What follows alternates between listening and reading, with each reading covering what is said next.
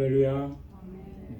이제 우리 마음을 정돈하시고 또 하나님께 우리 수요 찬양 예배 드리도록 하겠습니다. 다 같이 기도하겠습니다.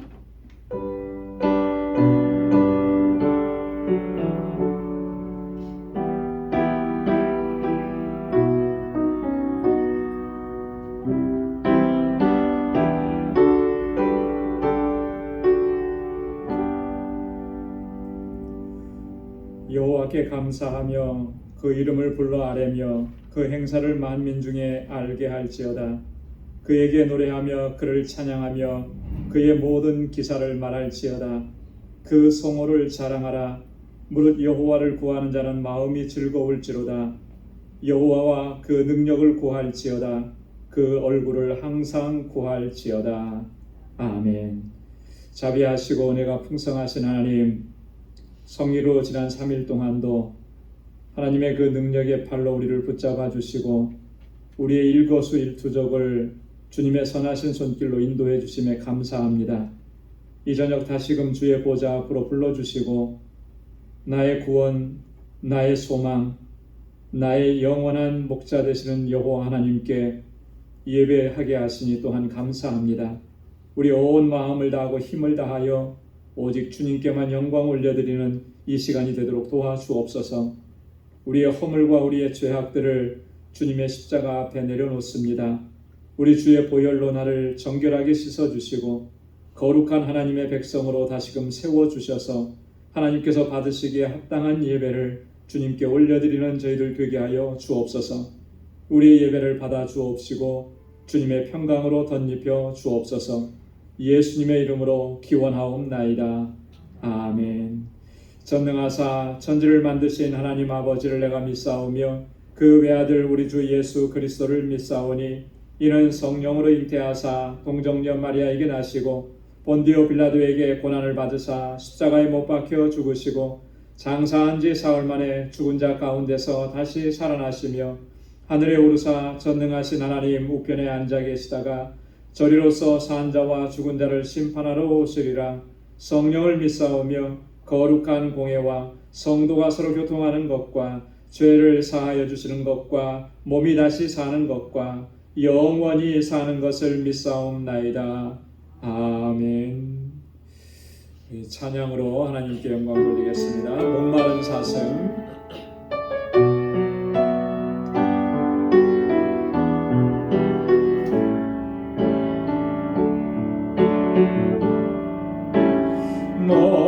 목마른 사슴 쉬는 물을 찾아 헤매이듯이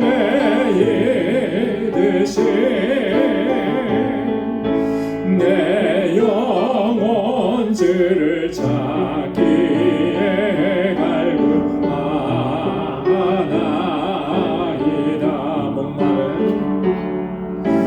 목마른 사슴 쉬는 물을 찾아 헤매이듯이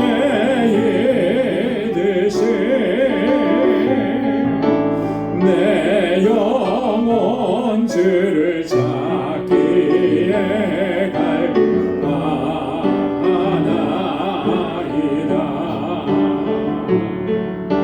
주님만이 나의 방패 나의 참 소망 나의 몸 정성 다 바쳐서 주님 경배합니다.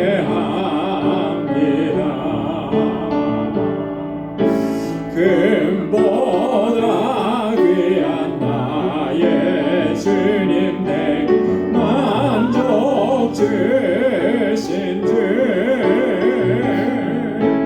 당신만이 나의 기쁨 또한 나의 참 고백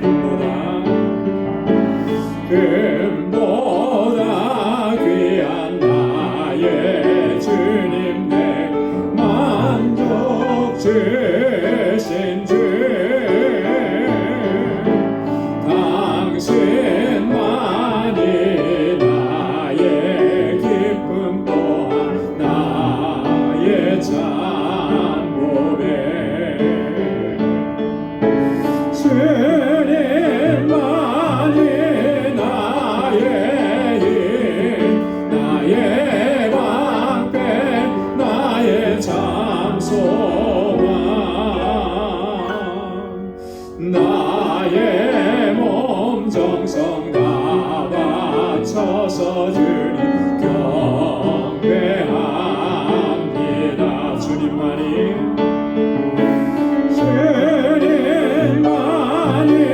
나의 힘 나의 방패 나의 잠소망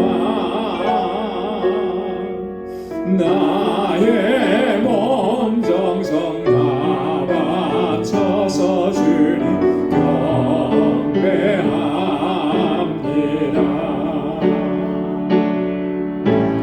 주님의 뜻을 이루소서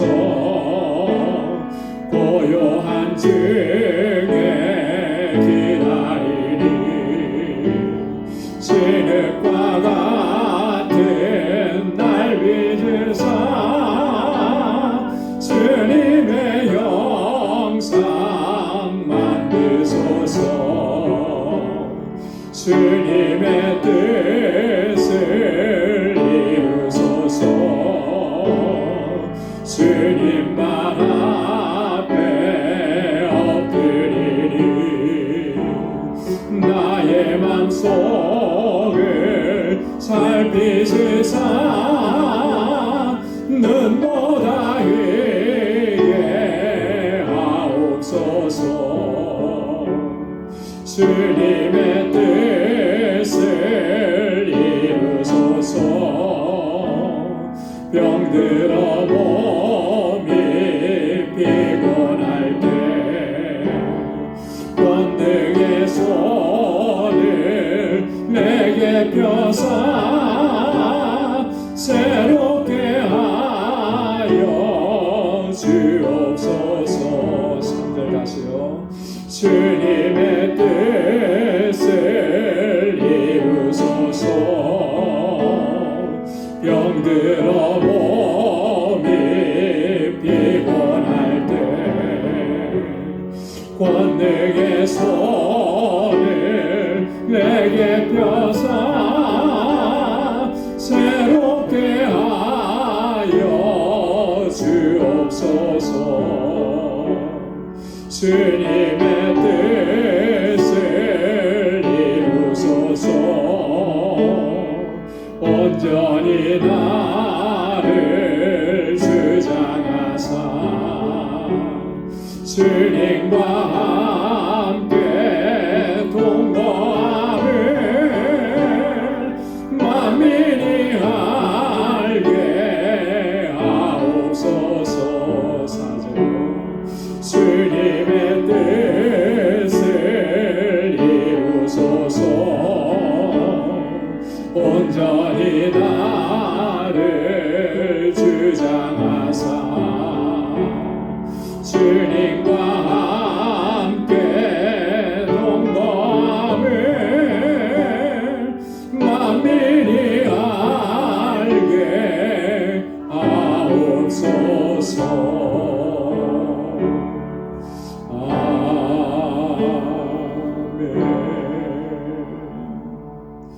내가 매일 기쁘게 힘차게 박수하면서 찬양하겠습니다.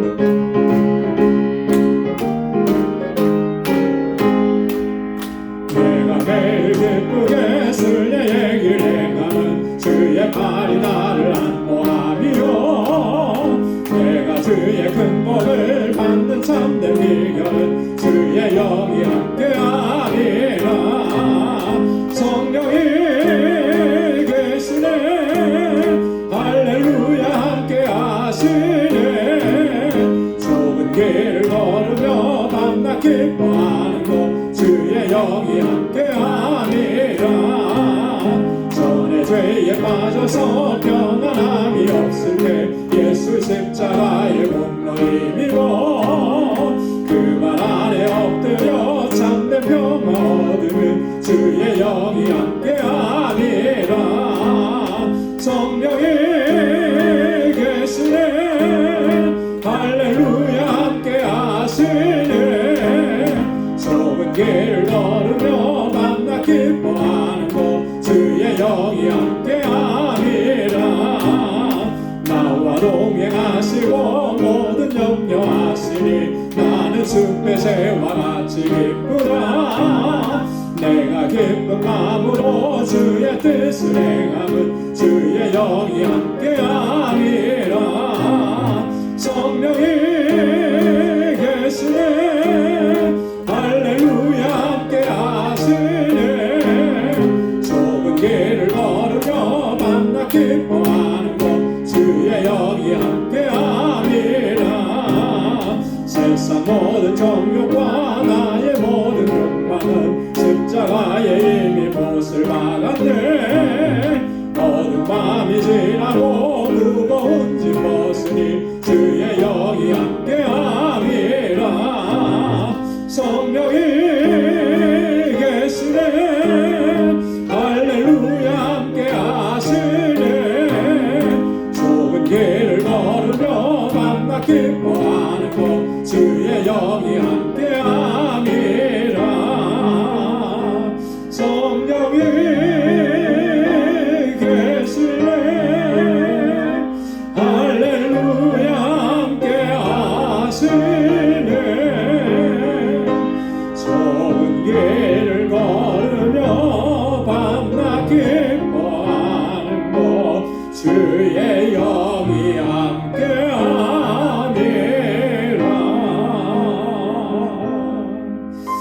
아멘. 우리가 비록 좁은 길을 걸어갈지라도 주님과 함께하기에 주님의 평강 안에서 늘 기뻐하며 승리의 삶을 살게 되는 줄로 믿습니다.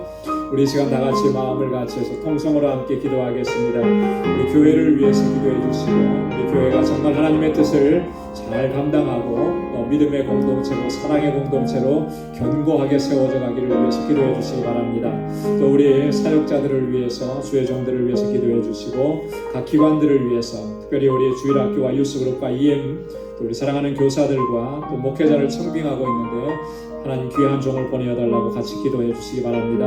또 우리 환우들을 위해서 우리 지체들을 위해서 우리 함께 같이 중보의 기도를 나누고 또 우리 선교지를 위해서 특별히 알라메다 방주교회 정득수 선교사님 또 그 사역지를 위해서 함께 기도해 주시고 오늘 주님 앞에 가지고 나온 우리 간절한 기도의 제목도 함께 나누겠습니다. 다 같이 통성으로 기도하겠습니다. 은혜가 풍성하신 아버지 자비하신 하나님 참 고맙고 감사합니다. 오늘 이 하루를 사는 동안에도 저희들 아버지 하나님 눈동자와 같이 지켜주시고 우리의 걸음 그 한 걸음 한 걸음이 정말 하나님께 영광 돌리는 귀하고 복된 걸음이 되게 하시고 승리의 삶을 살아갈 수 있도록 인도해 주시니 하나님 감사합니다. 주님의 놀라우신 은혜 가운데 살아가면서도 여전히 아버지 하나님 주의 뜻대로 순종하지 못했던 연약함과 우리의 죄악들이 있습니다. 주님 앞에 고백하오니 주님 용서하여 주옵시고 주님의 자비와 긍휼을 베풀어 주옵시고 주님의 그 권능의 팔로 항상 붙들어 주옵소서. 성령께서 항상 우리의 걸음을 인도하여 주시자 하나님께 영광 돌리는 그 길로 믿음의 길로 걸어갈 수 있도록 항상 인도하여 주옵소서. 오직 주님만 의지하고 주님께 모든 걸 의탁하고 그렇게 믿음으로 살아가는 저희들 되게 하여 주옵소서. 아버지 하나님 이 시간 저희들 마음을 같이하여서 한 마음으로 기도하옵는 것은 아버지께서 세워주신 우리 방주재단이 정말 하나님 기뻐하시는 믿음의 공동체로 견고하게 세워져서 정말 아버지 하나님께서 택하신 영혼들을 주님 앞으로 인도하는 이 영혼 구원의 사명을 잘 감당하는 구원의 방주가 되게 하여 주시옵소서. 우리 모든 권속들에게 하나님 굳건한 믿음을 허락하여 주시고 세상의 어떠한 세파와 유혹 가운데서도 흔들리지 않는 아버지 견고한 믿음의 소유자가 되게 하시고 그 믿음의 길로 온전히 걸어갈 수 있도록 도와주옵소서. 아버지 하나님 이 재단에 세워주신 하나님의 귀한 종들 기름 부어 세우신 주의 종들과 아버지 하나님께서 각 기관들마다 세워주신 하나님의 귀한 일꾼들에게 능력과 권능으로 함께하여 주옵소서. 맡은 자들에게 구할 것은 충성이라고 하셨사오니 정말 우리 마음을 다하고 뜻을 다하고 헌신하고 충성하여 정말 5달란트 받은 종과 같이 주님 앞에 아버지 하나님 언제나 최선을 다하게 하시고 착하고 충성된 종이라고 하는 주님의 칭찬을 받기에 부족함이 없도록 인도하여 주옵소서. 아버지 하나님 우리 각 기관들마다 하나님 부흥의 역사를 허락해 주시고 모이게 힘쓰는 저희들 되게 하여 주옵소서. 온 마음을 다하여 하나님을 예배하는 진정한 예배 공동체로 견고하게 서갈 수 있도록 도와주시고 특별히 아버지 하나님 우리 주일학교와 유스그룹과 이행을 기억해 주시고 저들이 정말 아버지 어려서부터 하나님 잘 경외하고 아버지 그 청년의 때에 하나님의 말씀을 붙잡고 주의 말씀 안에 견고하게 서가게 도와주시고 이 세대를 이끌어 나가는 하나님의 귀한 일꾼들이 되게 하옵시고 저들을 위해서 수고하는 모든 교사들에게 하나님 은혜와 주의 복으로 가득히 채워주시며 아버지 하나님 아버지 귀한 종을 속히 보내어 주셔서 아버지 하나님 우리 사랑하는 자녀 성들이 정말 말씀으로 양육받기에 어려움이 없도록 주님 인도하여 주시옵소서. 아버지 하나님 지체가 연약한 우리 사랑하는 지체들 아버지 하나님 불쌍히 여겨주시고 주님의 손길로 만져주시고 하나님 치료하여 주옵소서. 모든 염려와 근심과 걱정은 다 주님께 맡기고 주님의 주시는 평강을 누리는 삶이 되게 하시고 언제나 아버지 하나님 성령으로 충만한 삶을 살아가도록 인도하여 주옵소서. 우리 사랑하는 성도들의 가정에 평강을 더하시며 저희의 손으로 하는 모든 일들을 복되게 하셔서 복에 근원된 삶을 살아가게 하시고 아버지 하나님 허락해 주신 믿음의 기업들을 든든하게 시켜주셔서 오직 하나님께 영광 돌리는 복된 기업들이 다 되게 하여 주시옵소서. 우리 선교사님들을 위해서 기도합니다. 사랑하는 주의 종들 항상 주님 눈동자와 같이 지켜주시며 그 아버지 하나님의 사역에 부족함이 없도록 하나님 채워주옵소서. 날마다 아버지 권능의 볼로 붙들어 주시며 또 저희들에게 허락해 주신 선교의 사명을 함께 잘 감당해 나갈 수 있도록 은혜 주시고 우리 멕시코 알라메다 하나님 놀라운 아버지 하나님 영적 부흥의 역사를 허락해 주시고 세워주신 알라메다 방주교회가 견고하고 든든하게 서갈 수 있게 하시고 우리 선교사님과 모든 사역자들을 위해 한량없는 은혜와 능력으로 덧입혀 주옵소서. 오늘도 주님 앞에 나왔습니다. 간구하고 부르짖습니다. 사랑하는 주의 종들의 그 기도마다 부르짖음마다 하나님 응답해 주셔서 매일매일의 삶이 하나님의 역사와 기적을 경험하는 복된 삶이 되도록 인도해 주옵소서. 오늘도 주님의 말씀으로 우리를 새롭게 하여 주시고 말씀 앞에서 새롭게 결단하는 은혜가 있게 하여 주옵소서. 감사하옵고 예수님의 이름으로 간절히 기도드리옵나이다. 아멘. 할렐루야. 귀한 응답을 또 허락해 주실 줄 믿습니다. 이제 우리 말씀으로 함께 은혜 나누는 시간입니다. 오늘 묵상할 말씀은 로마서 제12장 1절과 2절 두 절 말씀입니다.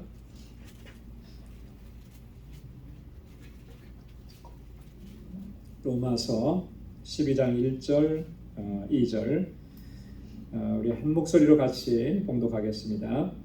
그러므로 형제들아 내가 하나님의 모든 자비하심으로 너희를 권하노니 너희 몸을 하나님이 기뻐하시는 거룩한 산제사로 드리라. 이는 너희의 드릴 영적 예배니라.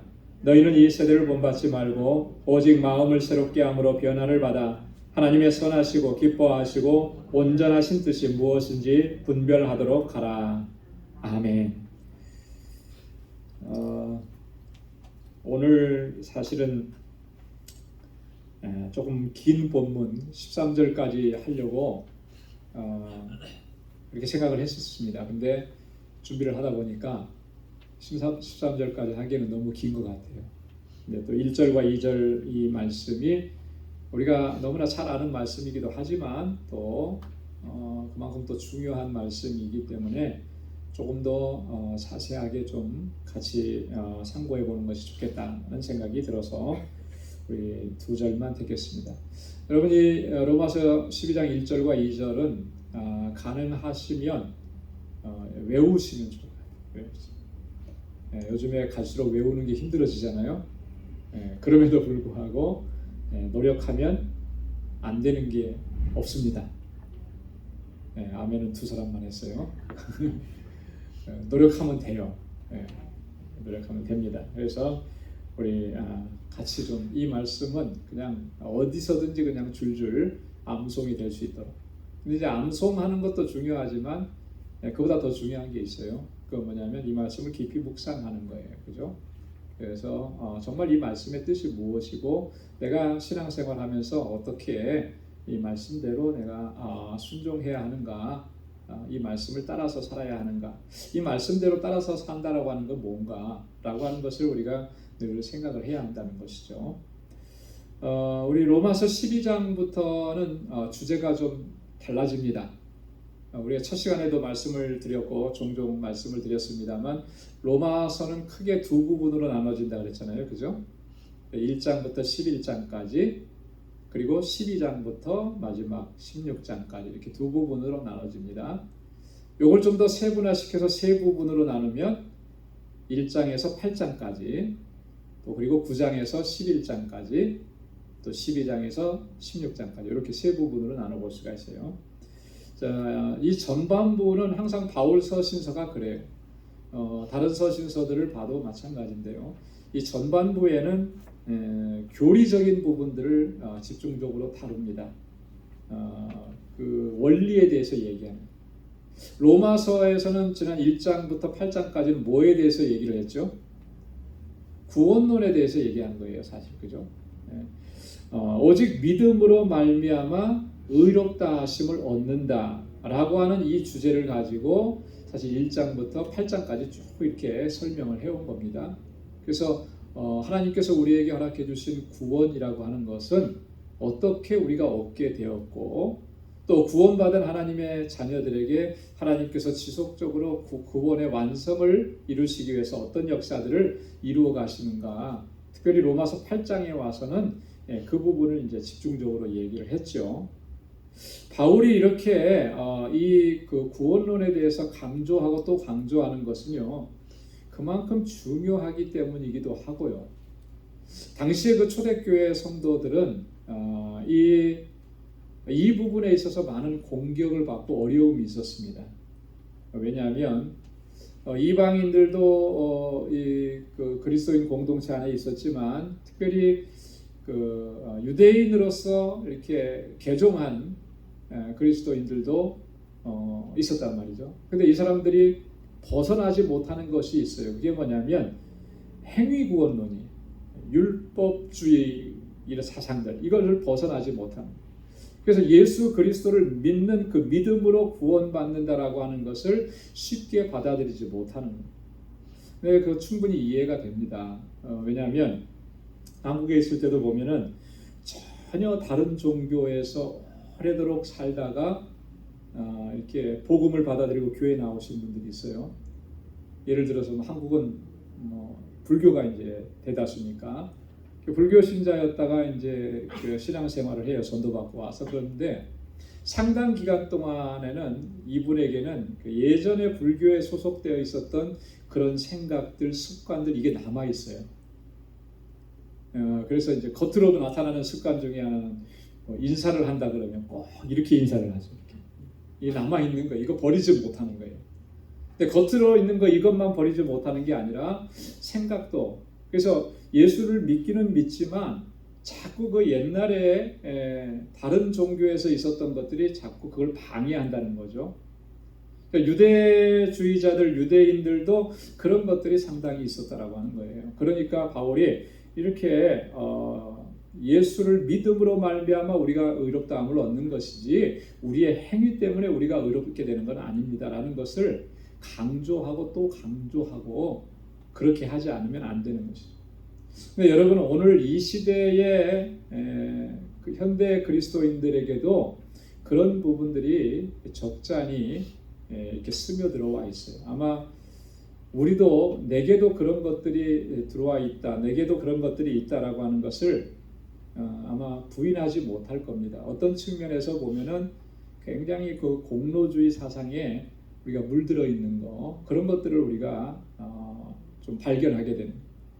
여러분, 구원에 관한 하는 모든 신앙생활에서도 마찬가지예요. 내 공로나 어떤 내 행위를 그 주장하고 내세울 만한 것이 하나도 없는 거예요. 은혜라고 하는 것은요, 절대적으로 그것을 받을 만한 자격이 하나도 없는데도 거저 주어지는 것이 은혜예요. 그죠? 이 구원의 은혜가 그렇게 우리에게 주어진 거기 때문에 내가 구원받고 하나님의 자녀가 된 거에 대해서 우리가 나를 주장하고 자랑할 수 있는 것이 하나도 없다라고 하는 거죠. 그러니까 바울이 그래서 이 부분을 계속해서 강조한 것이고요. 12장부터 오늘 본문에서 12장부터 이후에 나오는 모든 내용들은 주로 어떤 내용들이 주를 이루느냐면 우리 그리스도인들의 삶의 윤리에 대해서 집중적으로 다룹니다. 우리가 구원받은 하나님의 백성이라면 그 구원받은 하나님의 백성들에게 마땅히 요구되는 어떤 실천적인 내용들, 이런 것들을 권고하는 거예요. 예수 믿는 사람이라면 이런 모습이 드러나게 되어 있다라고, 이렇게 살아가야 되는 것이 마땅한 일이다라고 하는 것, 이런 사실들을 이렇게 권고하는 것입니다. 그 첫 번째가 뭐냐면 오늘 본문에 있는 1절과 2절 말씀입니다. 영적 예배, 하나님 앞에 우리가 어떤 자세를 지녀야 되느냐. 구원받은 하나님의 백성이라면, 하나님의 은혜로 구원받은 하나님의 자녀들이라면 먼저는 하나님 앞에서의 우리의 자세가 중요한 거잖아요. 그죠? 하나님을 예배한다고 하는데 그 예배가 정말 하나님께서 받으실 만한 예배이냐, 영적인 예배이냐, 이것이 바로 서지 못하면 나머지 삶에 있는 그 삶의 부분에 가서도 바로 설 수가 없는 거예요. 뭐든지 다 그래요. 하나님과 나와의 관계, 하나님과의 관계가 바르지 못한데 세상의 삶의 부분에 들어가서 세상 속에서 삶의 영역이 바르게 세워질 수가 없습니다. 하나님 기뻐하시는 모습으로 세워질 수가 없는 거예요. 하나님을 예배하는 일에 소홀히 하는데 내가 삶의 그 터전으로 나아가서 거기에서 하나님 기뻐하시는 일들을 행한다? 그거는 불가능한 일인 거예요. 하나님과의 관계가 너무나 중요한 것이죠. 그래서 바울이 지금 얘기하는 게 그거예요. 우리가 하나님 앞에 정말 영적 예배를 드리는 그런 영적 예배자로 바로 서야 된다라고 하는 것을 오늘 본문을 통해서 우리에게 증거하는 것입니다. 자, 먼저 보면 1절에 그러므로 형제들아 내가 하나님의 모든 자비하심으로 너희를 권하노니 그랬어요. 권한다 그랬잖아요. 그죠? 바울이 지금 간곡하게 권하는 거예요. 이 권한다라고 하는 말은 간곡하게 청원한다, 권면한다 이런 말인데요. 여러분 사실 권고라고 하는 것은요, 우리가 좀 가볍게 받아들이는 경향이 없잖아 있어요. 권고하면은. 그런데 이 권고라고 하는 말은 좀 부드러운 그런 형태로 느껴지지만 그 안에는 강한 의지와 명령이 담겨져 있는 거예요. 그죠? 여러분 우리가 누군가에게 권고한다 그랬을 때 그 권고하는 것은 왜 권고하는 겁니까? 상대방이 반드시 그렇게 해주기를 기대하기 때문에 그렇게 권고하는 거예요. 그죠? 그러니까 그 속에는요, 형태는, 형식은 부드러움을 가지고 있지만 그러나 그것은 명령이라고 하는 거예요. 자, 바울이 지금 이렇게 내가 너희를 권하노니 했는데 그 권한다라고 하는 말에 원래 헬라어의 본 의미는 간곡하게 청한다라고 하는 거예요. 간절하게. 그러니까 그 얘기를 듣는 사람은, 이 지금 바울의 권면을 듣는 사람은 반드시 그렇게 해야 된다라고 하는 그 의미가 담겨져 있다라고 합니다. 자, 간곡하게 권고하는데 하나님의 모든 자비하심으로 너희를 권한다 그랬습니다. 하나님의 자비하심으로. 여러분 하나님의 자비하심이라고 하는 것은 하나님께서 계속해서 베풀어 주시는 그 은혜를 의미하는, 하나님께서 우리를 구원하셔서 아까도 말씀을 드렸지만 구원의 완성에 이르기까지 우리를 인도해 가시는 거예요. 그죠? 구원하셔서 건져내 놓으시고 죽음과 사망 가운데서 건져내 놓으시고 그대로 놔버려 두시고 이제부터 네가 알아서 해라, 이게 아니라는 거죠. 그렇잖아요. 그죠? 우리에게 새 생명을 허락해 주시고 새 생명으로 살아갈 수 있도록 하나님께서 늘 우리와 함께 하시고 우리를 이끌어 주시는 거예요.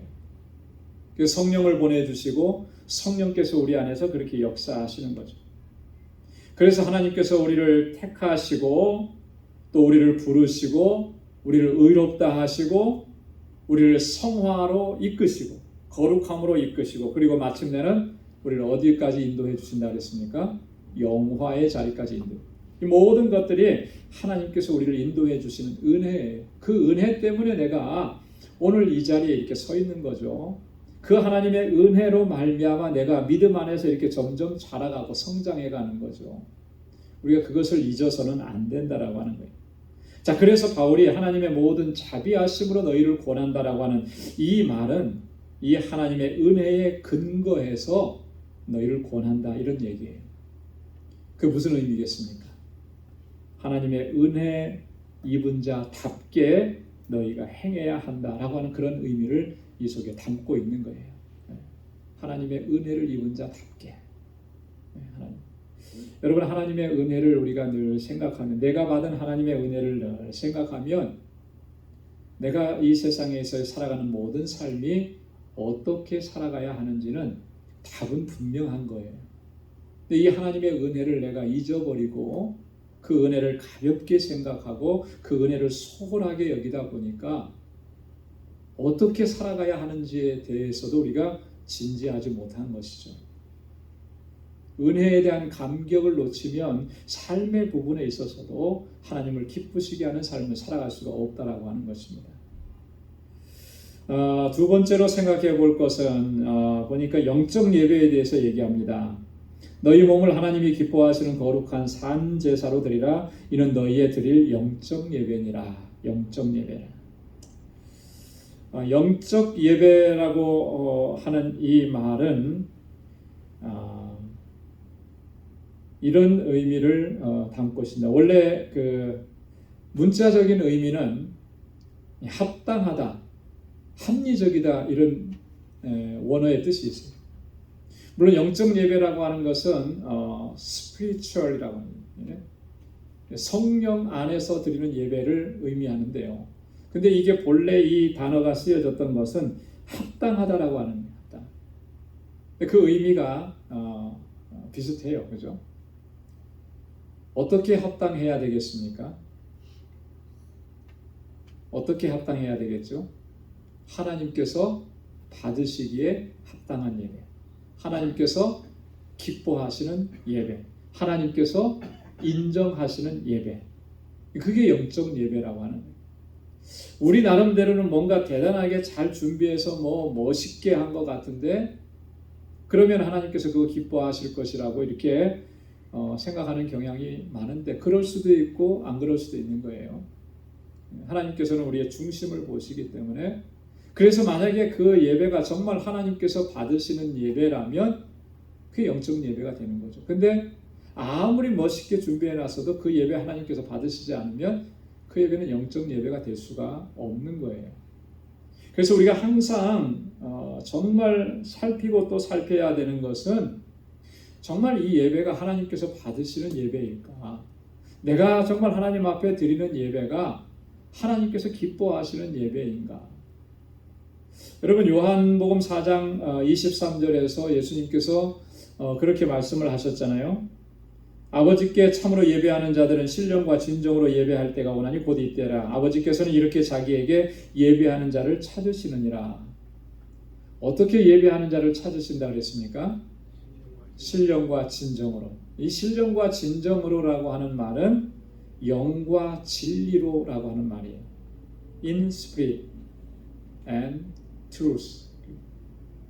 영으로 드리는 예배, 성령 안에서 드리는 예배를 성령의 충만함 가운데 성령의 인도하심 가운데 드리는 예배, 인위적이고 자기적인 그런 예배가 아니고 주의 영으로 인도함을 받고 주의 영으로 충만함 가운데서 하나님 앞에 드리는 예배, 그렇게 예배 드리는 자를 찾으시고 진리로 예배 드리는 자를 찾으신다 그랬습니다. 진리 안에서, 여러분, 진리 안에서 예배를 드린다라고 하는 말은요, 이렇게 설명할 수가 있을 거예요. 예수 그리스도 우리 주님의 말씀이 진리예요. 그 진리대로 살아가는 그 삶을 통해서 하나님 앞에 예배 드리는 게 진리 안에서 예배를 드리는 거예요. 말씀과 동떨어지고 하나님의 뜻과 동떨어진 삶으로 드리는 예배, 하나님께서 그 예배 받으실 리가 없죠. 하나님께서 찾으시는 예배자는 바로 이런 예배자를 찾으신다라고 하는 거예요. 여러분, 이런 예배가 영적 예배라고 하는 거죠. 성경에 보면 정말 그 영적인 예배를 드리는가 또 그 예배가 영적 예배가 아닌가가 확연하게 이렇게 대조되는 그런 장면이 성경의 앞부분에 가장 먼저 나옵니다. 그죠?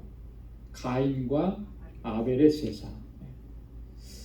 우리가 결론을 다 알죠. 가인의 제사는 하나님께서 받지 않으셨고 아벨의 제사는 받으셨습니다. 여러분, 하나님께서 받으셨다라고 하는 것은 뭘 의미하는 거예요? 하나님께서 인정하신다라고 하는 거죠. 하나님 기뻐하신다라고 하는 거죠. 하나님께서 받지 않으셨다라고 하는 건 뭐예요? 하나님 기뻐하시지 않는 거예요. 그걸 신학적인 용어로 오늘 본문의 말씀을 통해서 바꿔 얘기하면 아벨의 제사는 영적 예배였던 거예요. 그렇죠?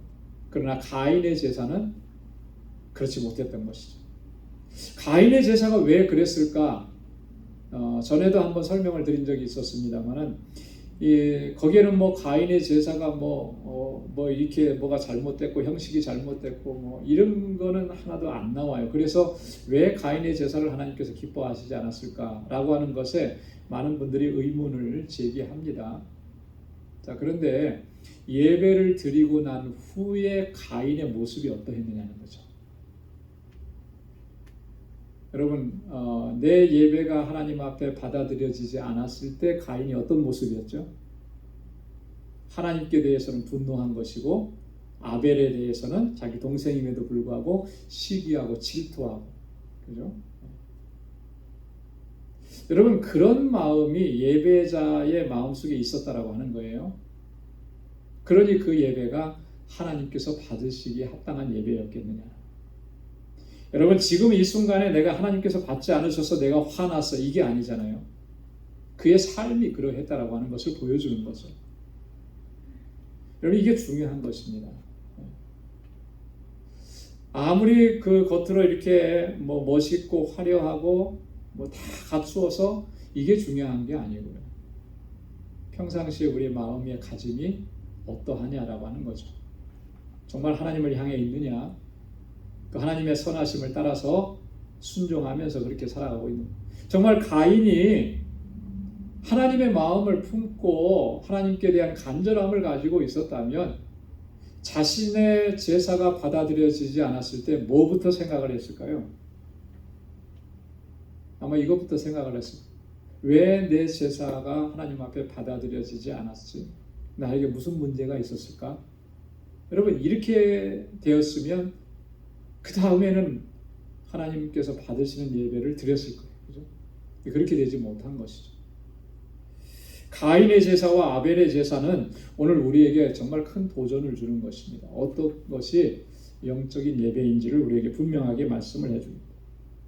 여기 보면은 너희 몸을 하나님이 기뻐하시는 거룩한 산제사로 드리라 그랬어요. 너희 몸을 드리라고 하는 것은 뭐 내 몸을 번제처럼 올려드리라는 그런 의미가 아니고 우리의 삶의 전체를 하나님께 드리라고 하는 그런 의미죠. 하나님, 내 삶이 하나님 기뻐하시는 삶이 되는 것. 그래서 거룩한 산제사로 드리라고 그랬잖아요. 이 거룩하다라고 하는 말은 어떤 의미를 담고 있느냐면요. 이 거룩하다라고 하는 말은 구별되었다라고 하는 그런 의미가 있습니다. 그래서 내 삶이, 내가 하는 행동이나 내가 하는 말들이 세상 속에서 살아가지만 하나님의 자녀다움을 잃지 않고 구별된 삶으로 우리의 삶의 모습을 하나님 앞에 드릴 때 그 제사가 하나님께서 받으시는 제사가 된다라고 하는 그런 의미입니다. 여러분, 세상에 살면서는 세상 방식대로 살아가고 교회에 와서는 내가 그리스도인인 것으로 그리스도인의 방식을 쫓아가고, 여러분, 이거는요 구별된 삶이 될 수가 없는 거예요. 그냥 세상 속에서 세상과 동화되어서 사는 거죠. 세상 사람들 방식대로, 세상의 원리대로, 세상의 논리를 따라서. 여러분, 우리가 그럴 때가 얼마나 많으냐라고. 이게 정말 하나님 앞에 거룩한 산제사로 영적 예배로 나아가는데 큰 걸림돌이 되는 겁니다. 우리는 그것을 아무렇지도 않게 생각할지 모르지만 그게 심각한 문제였던. 직장 생활하니까 직장 생활하면서 뭐 직장 생활에 이렇게 하고, 사업을 하니까 사업은 그렇게 하는 거야 해갖고 그런 방식으로. 여러분, 이렇게 우리의 삶의 현장 속에서 하나님의 자녀다움이 조금도 드러나지 않는데 어떻게 하나님께서 받으시는 거룩한 제사로 우리의 예배가 올려드려질 수가 있겠느냐? 그럴 수는 없는 거죠. 거룩한 제사라고 하는 것은 구별됨이라고 하는 거예요. 산제사라고 하잖아요. 산제사. 이 산제사라고 하는 의미가 뭐겠습니까? 살아있다라고 하는 건데, 그죠? 살아있다라고 하는 말이 어떤 의미겠습니까? 여러분, 우리는 어떻게 사는 사람들입니까? 하나님의 은혜로 사는 사람들이고 새 생명을 얻은 새 생명의 삶을 사는 사람들이에요. 그죠? 예수 그리스도로 말미암아 우리가 새 생명을 얻었습니다. 영원한 생명을 얻었습니다. 그렇다면 그 영원한 생명을 얻은 자답게 살아가는 그 삶을 통해서 하나님 앞에 예배드리는 것을 의미해요. 거룩한 산제사 같은 의미잖아요. 하나님의 백성이고 하나님의 거룩한 자녀고 하나님께서 주신 새 생명이 내 안에 있는데, 여러분, 그 새 생명을 얻은 자답게 그 기쁨과 감격 속에서 하나님의 뜻을 행하면서 살아가면서 그 삶으로 하나님께 영광 돌리는 것, 그것이 바로 영적 예배라고 우리에게 말씀해 주시는 겁니다. 다른 게 영적 예배가 아니에요. 여러분, 우리가 그렇기 때문에 삶의 현장과 오늘 우리가 주님 앞에 나와서 이렇게 시간을 정해놓고 드리는 이 예배의 현장은 이게 분리될 수가 없는 겁니다. 긴밀하게 연결되어 있는 거예요. 그래서 예배는 크게 나누면 두 가지로 나눌 수 있다고 해요. 하나는 성전 예배, 하나님의 전에 나와서 예배드리는, 또 하나는 삶의 예배. 근데 이 두 가지는 다 연결되어 있다. 연결되어 있어요. 삶의 예배가 하나님께서 받으시는 그런 예배가 될 수 있으려면 성전 예배가 하나님께서 받으시는 예배가 되어야 돼요. 그래서 예배를 소홀히 할 수가 없는 거죠. 하나님 앞에 나와서 예배를 드리는데 그 예배를 소홀히 하고 삶의 현장으로 나아가서 그 삶이 하나님께서 받으시는 거룩한 삶이 될 수 있느냐면 그럴 수가 없다라고 했죠. 근데 우리가 하나님 앞에 드리는 이 정해진 시간에 나와서 예배 드리는 것을 정말 소중하게 여겨야 됩니다. 이거 소홀하게 여기면 안 돼요. 그래서 우리가 무슨 일이 있어도 예배에 목숨을 걸어야 됩니다. 그리고 예배에 최선을 다해야 돼요. 이 자리에 와서 앉아 있어도 하나님을 향해서 집중해야 돼요. 자리에 앉아 있는 것이 중요한 것이 아니고, 물론 그것도 중요하죠. 안 온 것보다는. 그러나 이 자리에 앉아서 하나님께 집중하지 못하면 앉아 있는 게 의미가 없는 거예요. 그렇지 않겠습니까? 하나님께서 뭘 보시는데요? 우리가 이 자리에 앉아 있는 것을 보시겠습니까? 그거보다 더 중요하게 생각하시는 것은 우리의 중심이 정말 하나님을 온전히 바라보고 있느냐, 그것을 보시는 거죠. 그래서 우리가 1시간 예배를 드려도 정말 하나님께 집중해야 하는 것입니다. 그럴 때 하나님의 은혜가 임하는 것이고, 거기서 주시는 하나님의 은혜와 능력으로 우리가 세상을 넉넉히 이기고 승리하는 삶을 살고, 삶의 현장 속에서도 하나님의 자녀다움을 드러내고 하나님께 영광 돌리는 삶을 온전하게 살아가게 되는 줄로 믿습니다. 자, 그 다음에 이제 2절부터 보면은, 자, 그러기 위해서 하나님 앞에 영적 예배를 드릴 수 있기 위해서 첫 번째로 얘기하는 게 뭐냐면, 너희는 이 세대를 본받지 말라. 한번 따라서 해보시기 바랍니다. 이 세대를 본받지 말라. 이 세대라고 하는 것이 어떤 세대입니까? 오늘 우리가 살아가고 있는 삶의 현장을 얘기하는 거예요. 그죠? 여러분, 이런 삶의 현장은 여러분 어떻습니까? 우리가 하나님 앞에 집중하고 하나님 앞에 온전하게 거룩한 모습으로 나아갈 수 있도록 도와주는 그런 세상입니까? 아니면 그걸 방해하는 세상입니까? 그걸 방해하잖아요. 그죠? 이 시대의 어떤 시대 상황, 시대 정신들, 이런 것들은요, 우리가 하나님 앞에 진실한 믿음으로 살아가려고 하는 것들을 얼마나 방해하는지 모릅니다. 그죠? 이 세상 속에는 비신앙적인 사상과 또 그런 견해들이 가득 차 있습니다. 그래서 교회에서 신앙생활하고 믿음이 있노라고 하면서도 이런 사상에 사람들이 많이 마음을 빼앗기고 그 중심이 흔들리는 이런 일들이 너무나 많아요. 문화적인 현상들을 보면은요, 얼마나 마음을 빼앗아가는 그런 일들이 얼마나 많이 있습니까? 세상 문화 여기에 이렇게 빠져 있는 사람들이 참 많더라고요. 하나님 예배드린다고 하나님 섬긴다고 하면서도 그게 더 중요해요. 그게 더 나에게 기쁨을 더 주는 거예요.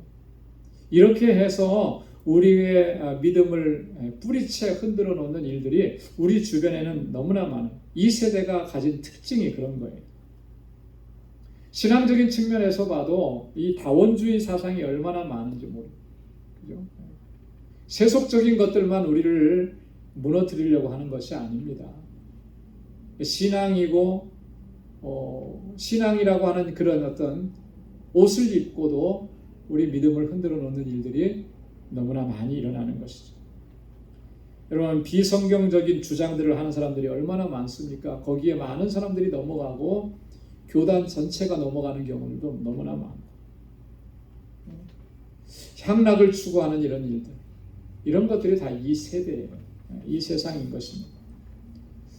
이런 것들로부터 우리를 지켜나가야 되는 거예요. 이런 것들을 본받지 말라라고 하는 거죠. 여러분, 에베소서 4장 17절로부터 19절까지 보면 세상의 특징에 대해서 이렇게 얘기를 했습니다. 우리 한번 같이 읽어볼까요? 시작. 이제부터는 이방인이 그 마음에 허망한 것으로 행함 같이 너희는 행하지 말라. 저희 총명이 어두워지고 저희 가운데 있는 무지함과 저희 마음이 굳어짐으로 말미암아 하나님의 생명에서 떠나 있도다. 저희가 감각 없는 자 되어 자신을 방탕에 방임하여 모든 더러운 것을 욕심으로 행하되. 자, 이방인이 그 마음에 허망한 것으로 행함같이 너희는 행하지 말라. 이 세대가 이런 거예요. 더러운 것을 욕심으로 행한다 그랬죠. 자신을 방탕에 방임한다 그랬죠. 감각 없는 자가 되었다. 그러고서도 감각이 없어요. 이런 것들 속에 마음을 빼앗기지 말라라. 이 세대를 본받지 마. 여러분, 세상에는 즐거움이 없고 세상에는요 하나님께서 기뻐하실 만한 것들을 찾을 수가 없습니다. 왜요? 하나님 없이 이루어지고 하나님 없이 하나님을 부정하면서 행하는 것들이 하나님을 기쁘시게 할 수는 없는 거예요. 이거 분명하게 우리가 기억을 해요. 물론 중립적으로 생각해서 그건 문화적인 것이고 이렇게 생각할 수 있죠. 물론 그렇게 할 수 있어요. 그러나 그것이 과연 하나님을 기쁘시게 할 수 있는 것이냐라고 하면 그렇지 않다라고 하는 거죠.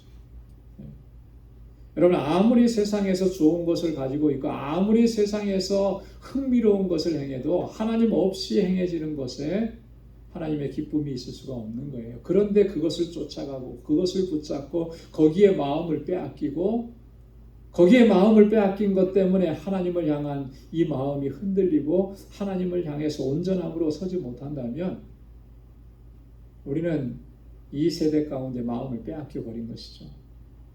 그런 모습으로는 하나님을 기쁘시게 할 수 없고 그런 마음의 중심을 가지고 하나님께서 받으시는 영적 예배자로 나아갈 수가 없는 것입니다. 그래서 우리가 항상 우리 자신을 그렇게 살펴야 하는 것이죠.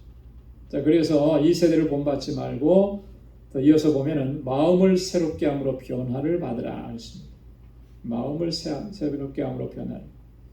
우리의 중심에서부터 새로워짐의 역사가 일어나요. 전인격적인 그런 변화가 일어나요. 근데 이런 것들이 무엇으로 말미암아 이런 변화가 일어나겠습니까? 내 의지나 내 결단으로? 물론 그럴 수도 있겠지만은 성령께서 우리 안에서 역사하셔야만 그 변화가 일어나는 거예요. 그래서 우리가 항상 성령의 충만함 가운데서 살아가기를 늘 갈망하고 성령의 도우심을 구해야 해요. 여러분, 사울이 바울로 변하는 건 완전한 변화였죠. 그죠? 사울이었을 때는 그가 얼마나 교만한 사람이에요. 그죠? 자기밖에는 없어요. 그러나 바울로 변화되었을 때는 그는 정말 철저하게 겸비하고 겸손한 자로. 이런 변화를 자기 의지적으로 바꿔나간 것이겠습니까? 성령께서 바꿔주시는 거잖아요. 그죠? 내 안에 계신 성령은 우리를 그렇게 변화시켜 나가는 거예요. 그 성령의 새롭게 하심을 우리는 힘써서 지켜나가야 돼요. 그 변화에 합당한 삶을 위해서는 우리가 언제나 최선을 다해야 합니다. 이런 변화를 받는다라고 하는 것은 내 안에 이 내적 본성이 변화된다라고 하는 그런 의미인데요. 그리스도께서 내 안에 계시기 때문에 그렇기 때문에 주님께서 기뻐하시는 그런 삶의 모습으로 나아가기를 늘 힘쓰게 되는 거예요. 그렇게 해서 2절에 보면 또 이어서 보면 하나님의 선하시고 기뻐하시고 온전하신 뜻이 무엇인지 분별하도록 하라. 여러분 이게 키포인트고 핵심입니다. 하나님의 뜻이 무엇인지 늘 분별해라. 그래야만 하나님께서 받으시는 영적 예배자로 주님 앞에 설 수 있다. 하나님의 선하신 뜻, 하나님의 기뻐하시는 뜻, 하나님께서 온전하게 여기시는 그 뜻이 무엇인지 늘 분별하도록 하라. 여러분 하나님의 선하게 여기신다라고 하는 이 선이라고 하는 것은 하나님께서 이 세상을 다스리시는 그 하나님의 그 윤리적인 기준을 의미하는 거예요. 그렇죠? 하나님께서 선하게 여기시는 것이 뭔가 하나님의 기준을 얘기하는 거죠. 하나님의 기쁨, 기뻐하시는 것, 이 기쁨이라고 하는 것은 하나님의 선하신 뜻이 이 세상 가운데에서 실현될 때에 그때 우리가 누리게 되는 기쁨입니다. 여러분 우리가 마음에 어떤 뜻을 둔 것을 그걸 성취해 나갔을 때 사실 기쁨이 있죠. 그죠? 이런 것들을 비교해 본다면 하나님의 뜻이 이 땅에서 성취되어질 때 하나님께서는 우리 안에 기쁨을 허락해 주시는 거예요. 그 모습을 보시고 하나님께서는 기뻐하시는 거예요. 그래서 그 뜻이 성취되어지는 과정 속에서 하나님께서 기쁨을 두신 것이죠. 그래서 이것을 우리가 분별할 수 있어요. 어떤 일을 하나님께서 기뻐하시는가. 그죠? 그것은 하나님의 뜻이 이루어지는 그 현장에 그것을 하나님께서 기뻐하신다. 이것을 잘 분별해야 된다라고. 이 분별하라라고 하는 이 말은요, 이런 의미입니다. 내 자신의 삶을 시험대에 올려놓아서 그 행위가 정말 하나님의 뜻에 부합하는지 그 여부를 판단하고 확인하라라고.